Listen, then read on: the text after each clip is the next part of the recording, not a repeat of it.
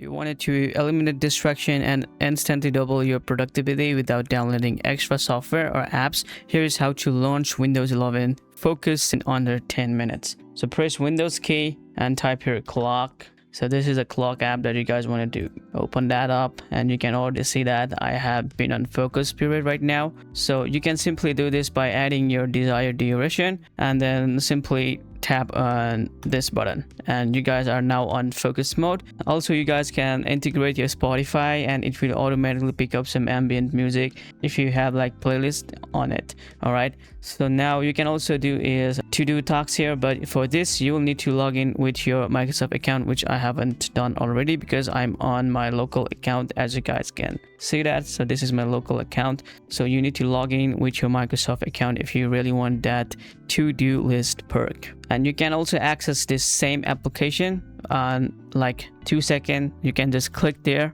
on date and time and you can see here you can end and it should have end. Now if you click on focus, there you go, it will use your default setting and it's going to go on focus mode once again. So if this save your time, hit that subscribe button for more lightning fast Windows 11 tip. Thank you so much for watching.